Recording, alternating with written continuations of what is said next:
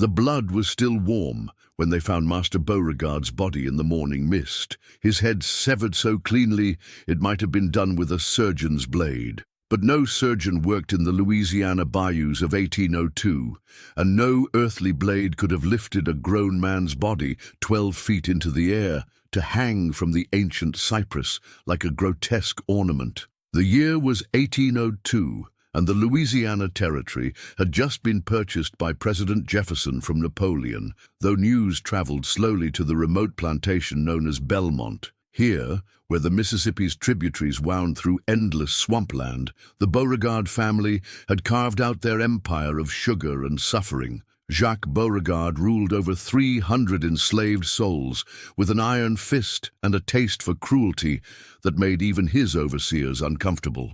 But on that fog-shrouded October morning, the master's reign had come to an end in the most horrific way imaginable. It was young Samuel, barely 14 and born into bondage, who discovered the body while collecting cypress knees for kindling. The boy's scream echoed across the plantation, a sound so piercing and filled with terror that it woke even the deepest sleepers in the slave quarters. Within minutes, a crowd had gathered beneath the great tree, staring up at their master's headless corpse swaying gently in the morning breeze. "Lord have mercy," whispered Mama Celeste, the eldest among them, her weathered hands clutching the worn leather pouch she always carried. At 93, she had seen much suffering in her long life, but nothing like this. The way the body hung, arms spread wide as if crucified, the clean cut where the head should be, and most unsettling of all, the complete absence of blood on the ground below. Overseer Morton Blackwood arrived moments later, his face pale as morning fog when he saw what had become of his employer. A hard man from Georgia, Blackwood had worked plantations from Charleston to New Orleans and prided himself on maintaining order through fear. But this was beyond his comprehension. "Get that body down," he commanded, though his voice shook. "Now!" It took 6 men with ropes and pulleys to lower Jacques Beauregard's corpse from the cypress. As they worked, Blackwood noticed something that chilled him to the bone. The tree itself bore marks, gouges in the bark 15 feet from the ground, as if something with claws had climbed up to hang the body there. But what manner of creature possessed both the intelligence to commit murder and the supernatural strength to scale a tree while carrying a dead man? The plantation's doctor, a thin, nervous man named Fenwick, who treated both white and enslaved with equal reluctance, examined the body with trembling hands. His findings defied medical explanation. The decapitation was impossibly clean, the neck showing no signs of struggle, no defensive wounds on the hands or arms. It was as if Jacques Beauregard had simply stood still and allowed someone or something to remove his head with surgical precision. "Where is the head?" Blackwood demanded, his eyes scanning the assembled crowd of enslaved workers. "Someone knows something. Speak up or you'll all feel the lash." But the silence that followed was not born of defiance. It was the silence of genuine terror. For 3 days they searched the plantation grounds, dragging the nearby bayous, combing through the sugarcane fields. No trace of Jacques Beauregard's head was ever found. It was on the 3rd night that the first person spoke the name that had been whispered in the slave quarters since the body's discovery, the name that explained everything and nothing: Grandmother Witch. Marie Lavoisier had been on the plantation longer than anyone could remember. Some said she had been there when the land was first cleared. Others claimed she was older than the cypress trees themselves. What everyone agreed upon was that Marie possessed knowledge that went beyond the natural world. She knew which roots could heal a fever, which words could protect a cabin from storms, and which rituals could call upon forces that civilized men preferred to forget. But Marie had vanished the same night Jacques Beauregard died. "She been talking about justice coming," whispered Clara, one of the house servants, as the women gathered around the cooking fires that evening. "Been saying the master gonna pay for what he done to little Josephine." The mention of Josephine's name sent a shiver through the group. The 12-year-old girl had been one of Marie's favorites, bright and quick, with a gift for learning that impressed even the plantation's white overseer. But Jacques Beauregard had noticed her too, and his attentions had turned the child's laughter into silence, her bright eyes into hollow stares. 3 weeks before the master's death, Josephine had been found floating face down in the mill pond. The official cause was accident, a slip while carrying water, but everyone knew the truth. They had seen the bruises on her small body,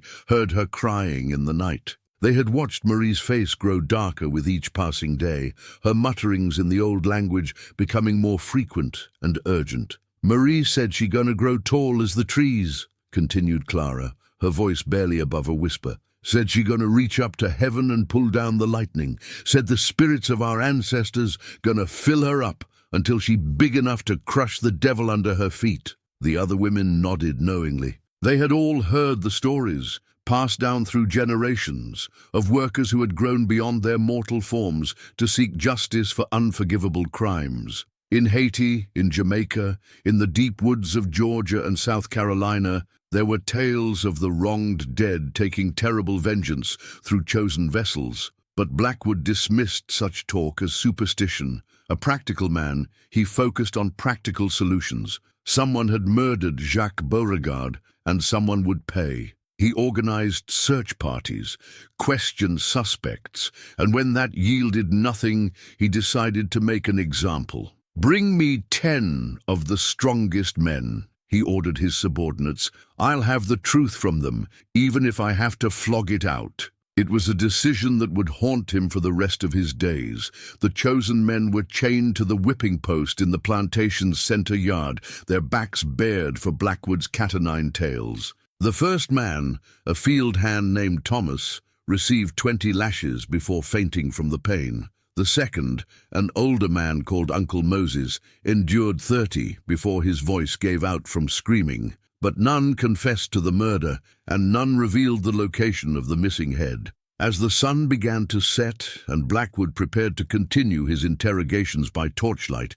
a sound echoed from the deep swamp that made every soul on the plantation freeze in terror. It was laughter, but not human laughter. This was something deeper, older, filled with malice and otherworldly power. "What in God's name was that?" Blackwood whispered, his whip falling from suddenly nerveless fingers. The laughter came again, closer this time, and with it came the sound of trees snapping like twigs, of earth shaking under impossible weight. In the distance, birds took flight in massive clouds, fleeing whatever was approaching through the cypress grove. Then they saw her. Marie Lavoisier emerged from the swamp, but she was no longer the bent old woman they remembered. She had grown, just as Clara had whispered, grown until she towered above the tallest trees. Her form was still recognizably human, but stretched and elongated, her limbs now the size of tree trunks, her head scraping the low-hanging clouds. Her eyes burned with an inner fire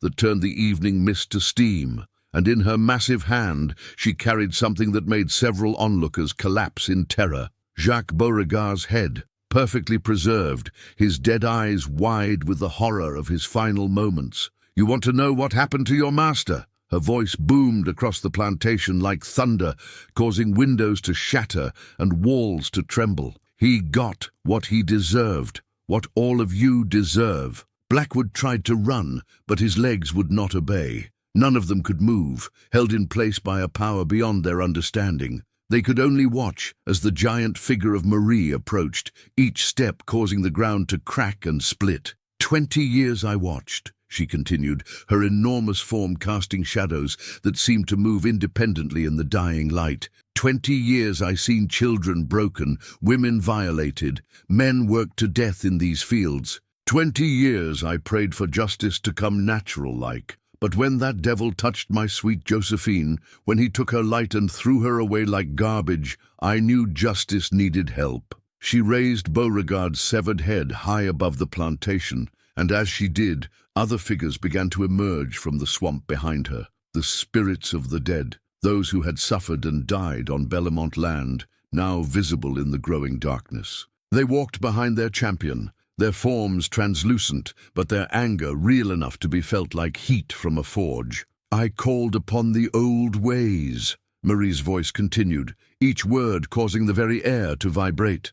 called upon the spirits of my grandmother's grandmother, called upon the power that sleeps in the deep places of the earth, called upon the rage of every mother who ever watched her child suffer, and they answered. Blackwood found his voice at last, though it came out as barely more than a squeak. "What do you want?" The giant woman's laughter shook leaves from the trees. "What do I want? I want what should have been from the beginning. Freedom, justice, payment for every drop of blood spilled on this cursed ground." She gestured toward the plantation house, and immediately flames began to lick at its foundation. But these were not ordinary flames. They burned cold and blue, consuming wood and stone with equal ease, while leaving strange symbols glowing in their wake. "You have until sunrise," Marie declared, her burning gaze sweeping over the assembled humans below. "Take what you can carry and leave this place. Never return. Tell everyone you meet what happened here. Tell them that the dead remember, and sometimes the dead get hungry for justice." With that, she turned and began walking back toward the swamp, the ghostly figures of the enslaved dead following in her wake. With each step she took away from the plantation, her enormous form seemed to diminish slightly, though she remained far larger than any mortal woman. Blackwood and the remaining white staff fled that very night, taking only what they could load into a single wagon. They spread word of the massacre, though they spoke of slave rebellion rather than supernatural vengeance. It was easier for civilized men to believe in human evil than otherworldly justice. The enslaved workers, however, made a different choice. Rather than flee, they remained to watch the plantation burn throughout the night. As dawn broke over the Louisiana bayou, Belmont Plantation was nothing but smoldering ruins and twisted metal. But the workers were free, truly free for the first time in their lives. Some dispersed immediately, heading north toward territories where slavery was forbidden. Others remained in the area, forming small communities in the deep swamp where no slave catcher would dare to venture. They became the nucleus of the region's free black population, and their descendants would speak for generations of the night their grandmother grew tall enough to touch the sky. As for Marie Lavoisier, she was seen occasionally in the years that followed, always at times when justice was needed and the law had failed. Sometimes she appeared as her old, familiar self. Other times, witnesses reported seeing a giant figure walking through the bayou mists, tending to the spirits of the dead and protecting those who could not protect themselves. The head of Jacques Beauregard was never found, though hunters and trappers working the deep swamp sometimes reported seeing it displayed like a trophy in places where the old woman was said to make her home. They said it served as a warning to anyone who might think to bring the old cruelties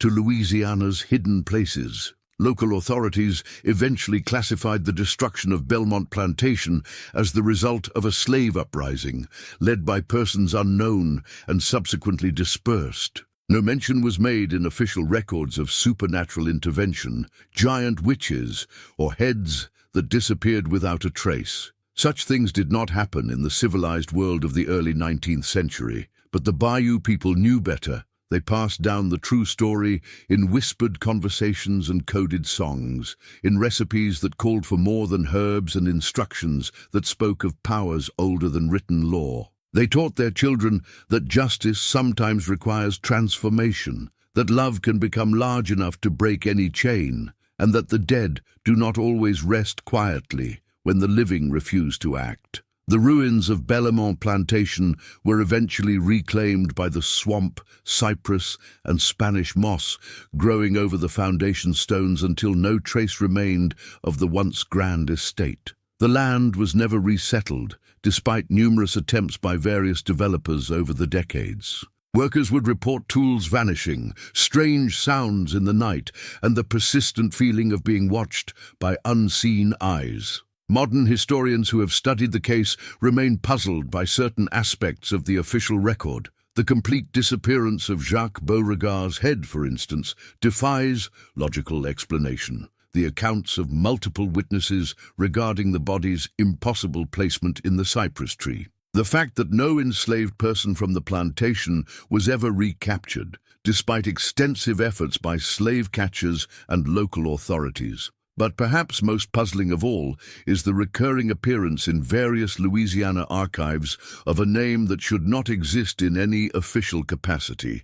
Marie Lavoisier, listed as a property owner, a witness to legal documents, a provider of medical services to both black and white communities. The dates span over 2 centuries, far longer than any human lifespan, yet the handwriting remains consistent, the signature identical across decades of documentation. Park rangers and wildlife researchers working in the area that was once Belmont Plantation continue to report unusual phenomena. Cypress trees that grow in perfect circles around clearings where no building should have stood. Wildlife behavior that suggests the presence of a large predator, though no such animal has ever been identified. And occasionally, on nights when the moon is dark and the mist hangs thick over the bayou, the sound of laughter echoing through the swamp. Not human laughter, but something older, more primal. The laughter of justice finally served, of power reclaimed, of a love so fierce it could reshape the very laws of nature. The laughter of a grandmother who grew tall enough to reach the sky and strong enough to break the chains that bound her people. They say she's still out there, walking the hidden paths of the Louisiana wetlands, watching over those who have nowhere else to turn. They say she appears when children are threatened, when the powerful prey upon the helpless, when the law fails and justice seems impossible. They say she grows tall when she's needed, tall enough to pluck heads from shoulders and hang the bodies of the wicked like warnings in the trees. And they say that Jacques Beauregard's head still watches from wherever she keeps it, an eternal reminder that some crimes demand payment that extends far beyond the grave, and that love, when pushed beyond endurance, can become something magnificent and terrible enough to reshape the world.